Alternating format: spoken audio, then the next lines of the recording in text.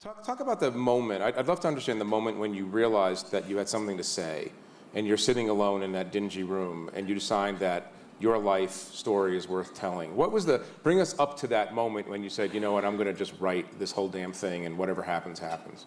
I had been told by several of my professors that I had this kind of unusual path through education, and that I should write about education. And I thought about that and thought, yeah, I think I'll do that, because I've been to these institutions, Harvard, Yale, and I noticed, not Yale, Harvard and Cambridge. I just made up another school I never went to. By the way, Yale would be happy to claim you, so we could just go, yeah. But I just had never met anyone like me at these places, and I don't even mean like me in the sense of raised by survivalists. I meant just from a small town.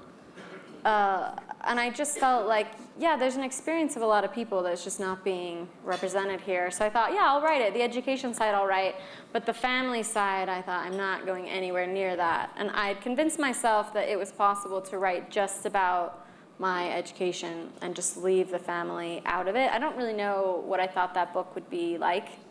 It would be a drier book about education in rural America? What would yes, it be? but you're like, I never went to school, but we're not going to talk about why. Right.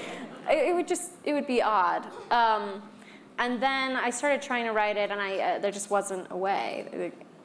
The things had to be explained. And I think eventually, as I started getting a little more comfortable with the idea of writing about my upbringing, my family, and that whole process of self-creation, self-defending, all of that, I started realizing the story of my family and the story of my education is really the same story. And it's not really possible to separate them, because the way that the process of my education and all the things that gave to me, it did all the things that we expect our education to do. It made me more employable. I had a degree from nice universities. I could apply for jobs I wouldn't have been able to get before. So it had that effect.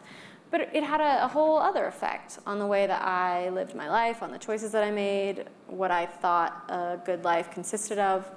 And that would have huge ramifications for the relationships I had.